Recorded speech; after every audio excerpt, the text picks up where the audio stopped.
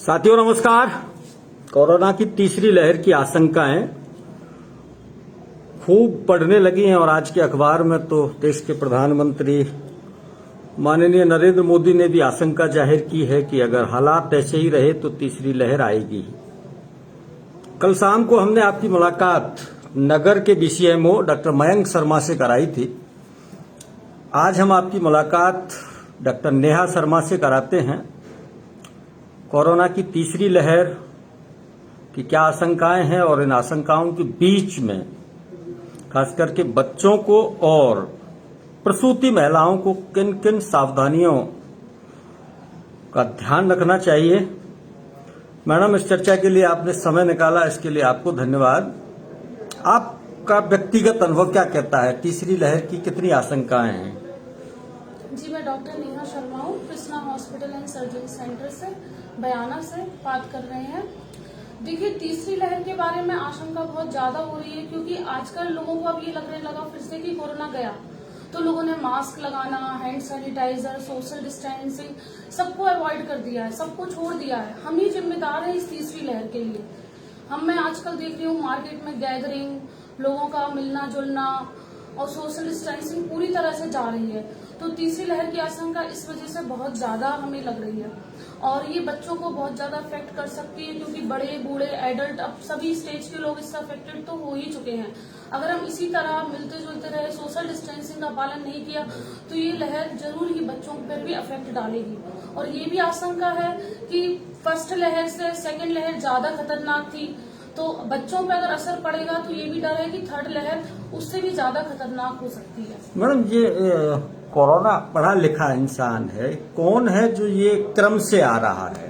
पहले इसने एक एज को प्रभावित किया, पहली लहर में, दूसरी लहर में एक विशेष एज को ज्यादा हुआ तो सबको है, लेकिन तीसरी लहर की आशंकाएं बच्चों के इर्द गिर्द क्यों सीमित हो रही हैं? ये सीमित बस इसलिए हो रही है, मैं आपको बता रही हूँ ना, कि हम लोगों की गैदरिंग, हम लोगों का मिलना जुलना, हम लोगों का सोशल डिस्टेंसिंग का पालन ना करना, मास्क ना लगाना, सैनिटाइज ना करना, तो पहले सिर्फ बड़े बूढ़ों में था क्योंकि सुन रहे थे कि पहले अगर उनको कोई कंडीशन है, डायबिटीज है, हाइपरटेंशन है, रीनल डिसीज है, गुर्दे खराब है, तो उन लोगों पे ही असर हो रहा था। पहले हमारी इम्यूनिटी, प्रतिरोधक क्षमता अच्छी थी, फिर धीरे धीरे जब उनको ज्यादा होने लगा, एडल्ट उनके कांटेक्ट में आए, फिर धीरे धीरे वो भी अफेक्ट होने लगे। अब लगभग आज के टाइम में तो आप ये मानकर चलिए कि लगभग सभी लोगों को एक बार तो कोरोना हुआ ही। हाँ, ऐसी आशंका है कि ये कुछ ज्ञात रहे, कुछ अज्ञात रहे। हर परिवार में या तो वो मतलब अपने आप ही ठीक हो गए हैं या थोड़े बहुत ट्रीटमेंट से ही ठीक हो गए हैं, पर लगभग सब लोग अफेक्ट तो हुए हैं। एटलीस्ट हर फैमिली में एक बंदा तो हुआ ही है अफेक्टेड। तो अगर बूढ़ों के बाद अब एडल्ट जब हो गए हैं, वयस्क लोग हो गए हैं, तो अब उन लोगों के संपर्क में अब बच्चे आ रहे हैं। बच्चों की इम्यूनिटी इतनी स्ट्रांग तो होती नहीं है, तो इस वजह से ये आशंका की जा रही है कि अब उसके बाद जो थर्ड लहर है वो बच्चों पर इफेक्ट डाल सकती है। तीसरी जो लहर है वो बच्चों को, एक प्रसूति महिला के गर्भ में एक और बच्चा होता है, वो दो जान उसके साथ रहती है, उनको खास तौर पर क्या सावधानी बरतनी चाहिए? क्योंकि आने वाले दिनों में जैसा सितंबर से आशंकाएं बढ़ने रही हैं, सितंबर में है, और यही शायद वो दौर होता है जब बहुत अधिक संख्या में बच्चे जन्म लेते हैं। तो अभी से आप उन्हें क्या विशेष सावधानी बरतने की सलाह देंगी? जी, जब गर्भवती महिलाएं मेरे यहाँ पे आती हैं दिखाने के लिए तो मैं उन्हें सबसे पहले तो इसी चीज की समझाती हूँ। एक तो गांव में आजकल देखा गया है कि लोग खाने पीने पर उतना ध्यान नहीं देते, तो थोड़ा अच्छे से खाना खाना, फल फ्रूट्स, इन सब चीजों का अच्छे से सेवन करना चाहिए ताकि हमारी खुद के शरीर की प्रतिरोधक क्षमता अच्छी रहे। और ये भी समझाते हैं उनको कि बाहर नहीं जाना है, अननेसेसरी चीजों को अवॉइड करें। घर के जो भी बड़े बूढ़े बाहर के आदमी लोग जो भी काम पर जाते हैं तो आके सबसे पहले स्नान करें, उसके बाद घर में प्रवेश करें, जिससे कि जो गर्भवती महिला है उनके कांटेक्ट में कम से कम आए, जो बाहर से संक्रमण आ रहा है उसके कांटेक्ट में वो कम से कम आए। और ठंडी चीजों का परहेज करना है, फल फ्रूट्स खाना है, थोड़ा सा योगा व्यायाम के लिए मैं जरूर उनको आदेश देती हूँ कि मतलब थोड़ा सा योगा व्यायाम जरूर करना चाहिए हमें। उससे हमारी इम्यूनिटी इंप्रूव होती है, पॉजिटिव हार्मोन सीक्रेट होते हैं, तो प्रतिरोधक क्षमता बढ़ती है महिलाओं की। तो प्रतिरोधक जो क्षमता है वो डेवलप होगी। जरूर उनको एडवाइस करना चाहिए। हाँ,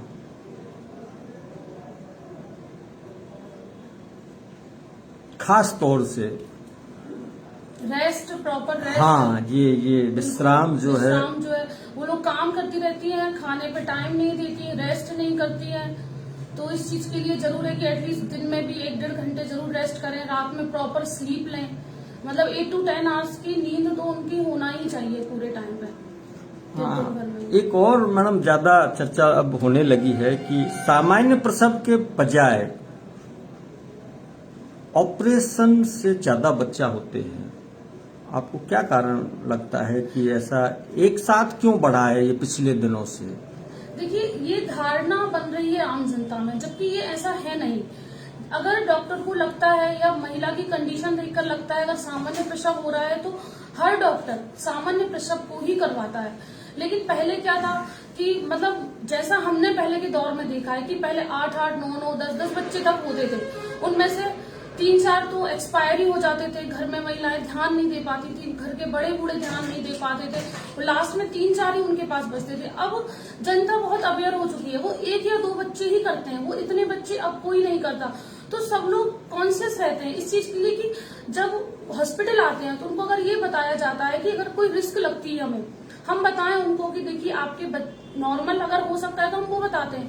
अगर हमें थोड़ी सी भी रिस्क समझ में आती है कि हम नॉर्मल की कोशिश कर रहे हैं, अगर कोई दिक्कत बनी तो ऑपरेशन की संभावना बन सकती है, तो जो सामने वाला घर वाले होते हैं वो हमसे यही कहते हैं कि मैम रिस्क नहीं लेना है आपको, क्योंकि पहला बच्चा है और अब 1 या 2 बच्चे हैं तो हम रिस्क बिल्कुल भी नहीं लेना चाहते। तो सारा अल्टीमेट हॉस्पिटल पे आता है कि हमें जच्चा बच्चा दोनों स्वस्थ देना जरूरी है। अगर उनकी तरफ से ये होता है कि नहीं हमें बिल्कुल रिस्क नहीं चाहिए, सब कुछ ठीक होना चाहिए, तो हम जब तक सामान्य की कोशिश करते हैं तो सामान्य की ही रहती है। ऐसी कंडीशन में सिजेरियन की संभावना बनती है। एक चर्चा आमतौर पर मैडम लोगों में है कि महिलाएं पहले जो काम किया करती थी, 2-3 कामों की चर्चा खूब करते हैं। दूध दही बिलोना, बिल्कुल आप सही कह रहे हैं, चक्की चलाना है, बेड रेस्ट ज्यादा होने लगा है। हाँ। लेडीज पूरे टाइम उन्हें ये लगता है कि बेड रेस्ट पे रहे, जबकि मेरे पास जितने भी पेशेंट आते हैं मैं उन्हें सबको बोलती हूँ कि शाम को और सुबह कम से कम 15 से 20 मिनट तो आप घूमिए। उससे क्या होता है, बेबी नीचे की तरफ खिसकता है, ये बहुत बड़ा फैक्टर है। योगा व्यायाम ये सब तो अब चला ही गया है, लोगों में आलस बहुत ज्यादा हो गया है आजकल। हाँ, नहीं जो रूटीन के कुछ काम थे महिलाओं से जुड़े हुए खास करके, कितना काम करती थी, खेतों में जाती थी, चक्की चलाना, ये सब चीजें, कुएं से पानी लाना है, ये सब चीजें भी बहुत डिपेंड करती हैं। अब थोड़ा ज्यादा प्रिफेयर पता चलते ही डॉक्टर की शरण में, और उसके बाद फिर पूरे 9 महीने एक तरह से दर्द हो जाए, कुछ भी हो जाए तो तुरंत बेड रेस्ट पे आ जाती है। जबकि ऐसा नहीं है, थोड़ा बहुत पेन या कुछ पूरे टाइम 9 मंथ की प्रेगनेंसी में बेबी है वो ग्रोथ करेगा तो थोड़ा बहुत इफेक्ट तो आएंगे, पर इससे घबरा जल्दी जाते हैं आजकल के पेशेंट। कई लोगों के ऐसे आरोप हैं कि डॉक्टर भी थोड़े लालची हो गए हैं और वो ज्यादा प्रेफर करते हैं, या मरीज की पीड़ा जो है वो परिजनों को परेशान करती है, इसलिए वो भी प्रेफर करते हैं कि आप चीरा लगाइए। और नहीं, देखिए ऐसा तो कोई बात नहीं है, ये तो डॉक्टरों पे ही पता नहीं क्यों आजकल सब लोग आरोप लगा रहे हैं लालची वाला। जबकि हर इंसान, हर प्रोफेशन में देख लीजिए आप, तो टीचर हो, लॉयर हो, गिरावट तो आई ही है। सब इंसान अपना, देखिए जनता की सेवा सब कर रहे हैं, लेकिन सब लोग अपना अर्न भी तो करेंगे ना। फैमिली तो सबकी ही है, फैमिली सबको ही चलाना है। पर मुझे ये समझ में नहीं आता लालची सिर्फ डॉक्टर ही क्यों है। सभी जगह है, मूल्यों में गिरावट आई है, सभी जगह मूल्यगत गिरावट आई। लेकिन ये आरोप हर जगह, आज देख लीजिए पूरी टीवी पे यही चलता रहता है कि डॉक्टर लालची है, जबकि ऐसा नहीं है। सबसे पहले ये शायद आप डॉक्टर की अंतर्भावना को कभी नहीं समझ पाएंगे। जब एक मरीज डॉक्टर को दिखाता है तो डॉक्टर का भी उससे उतना ही लगाव हो जाता है। वो डिलीवरी, वो सिजेरियन सेक्शन जो होता है उसके लिए, उसका बच्चा स्वस्थ रहना जितना मरीज के लिए होता है, मरीज की फैमिली के लिए होता है, उतना ही डॉक्टर और अस्पताल वालों के लिए होता है, क्योंकि उनकी रेपुटेशन का भी तो सवाल होता है, उनका भी तो आत्मसम्मान होता है। तो ऐसा बिल्कुल भी नहीं है कि डॉक्टर लालची है या वो कुछ गलत डिसीजन लेता है, गलत कोई भी नहीं लेता। जो जच्चा और बच्चा के स्वस्थ होने के लिए जो जरूरी होता है बस वही लिया जाता है डिसीजन। आपके हॉस्पिटल में मरीजों को मिलने वाली ऐसी कौन कौन सी सुविधाएं जिनका वो लाभ ले सकते हैं? हमारा कृष्णा हॉस्पिटल सर्जरी सेंटर बयाना में एकमात्र हॉस्पिटल है जिसमें आयुष्मान भारत और चिरंजीवी योजना है, जिसके तहत जिनके भी चिरंजीवी योजना में जिनको भी गेहूं मिलता है, और ये सब जो भी गरीब और आम जनता है उन सबको निःशुल्क ऑपरेशन की सुविधा हमारे हॉस्पिटल में उपलब्ध है। चाहे पित्त की थैली का ऑपरेशन हो, हर्निया हो, हाइड्रोसील हो, ये सारे ऑपरेशन हमारे यहाँ निःशुल्क किए जाते हैं और अब तक कई कर भी चुके हैं हम। ये सुविधा अभी की नहीं है, इसको बहुत टाइम हो गया है, पर लोगों को ज्ञात नहीं है कि ये सुविधा हमारे ही हॉस्पिटल में है।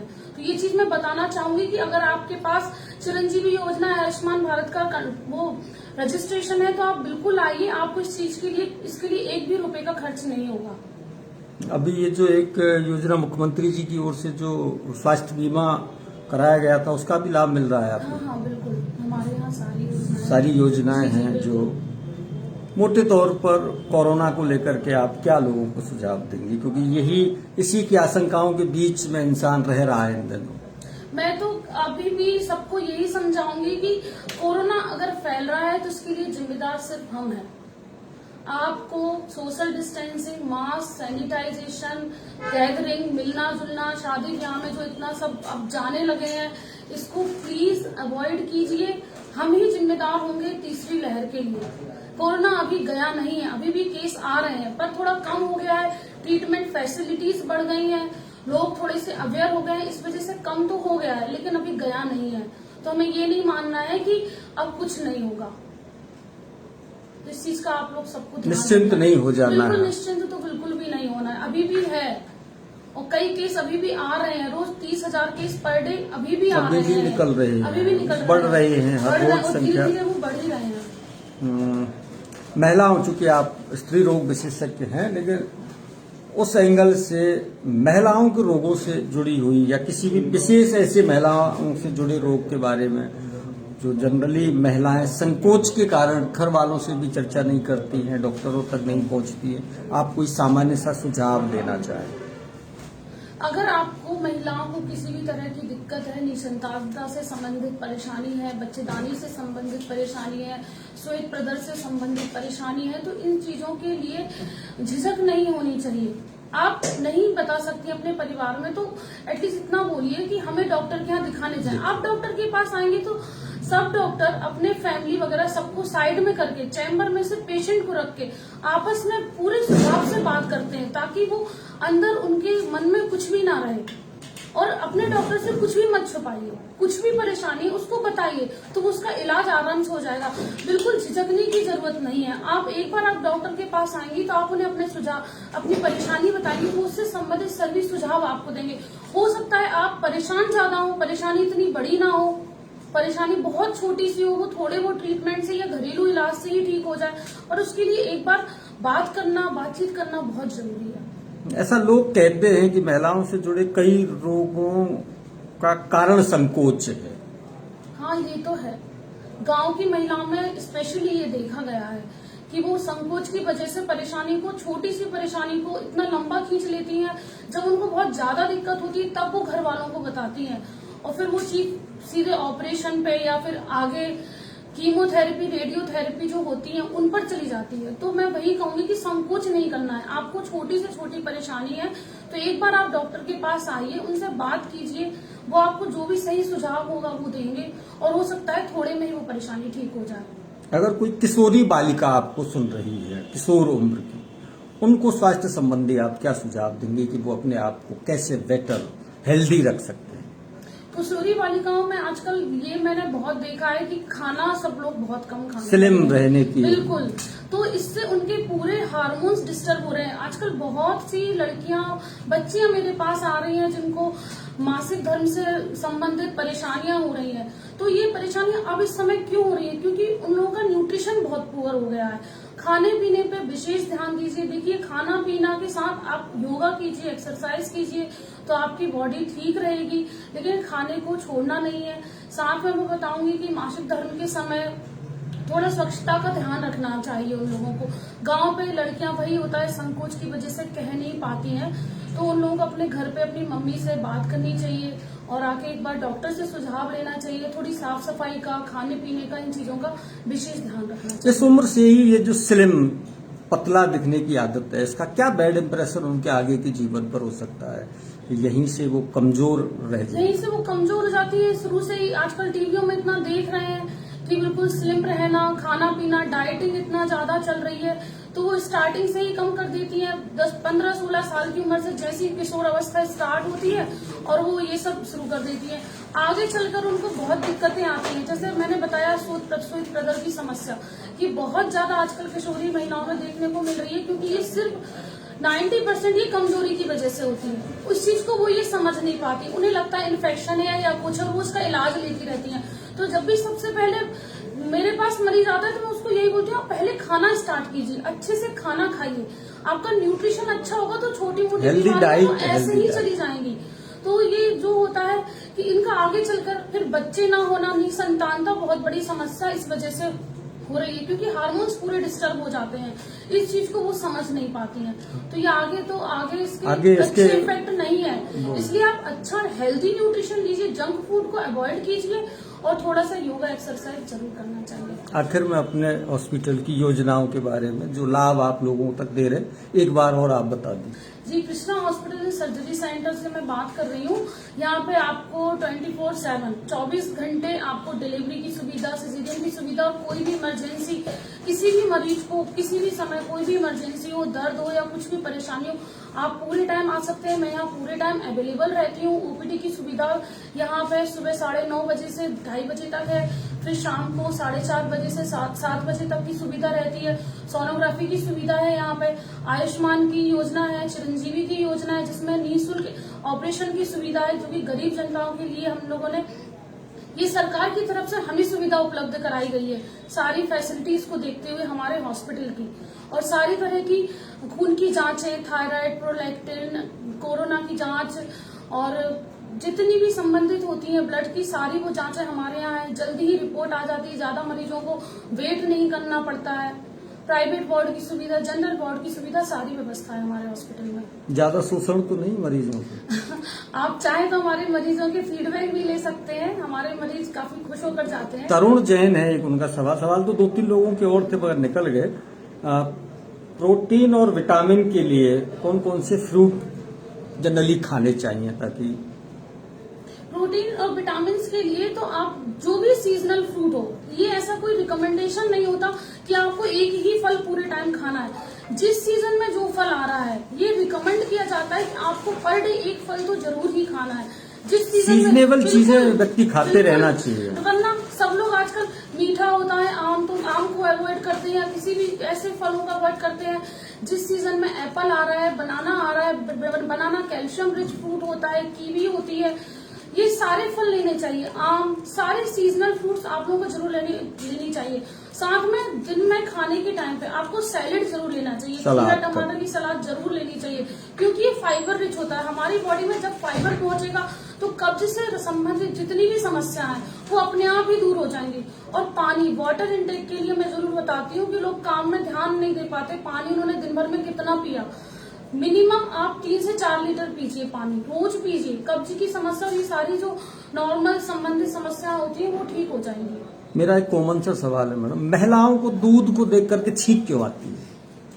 हाँ, थोड़ा सा ये प्रेगनेंसी में ज्यादा होता है, क्योंकि लड़कियां भी नहीं पीती है। हाँ, थोड़ा सा है, मैंने भी क्या थोड़ा क्या कारण, मतलब उनकी बॉडी में ऐसा कुछ है या दूध में? नहीं, बहुत सारी महिलाओं किशोरियों को मैंने ये देखा, उनको दूध से स्मेल आती है, बदबू आती है, इस वजह से वो पी नहीं पाती। नहीं, तो उनको ही क्यों आती है?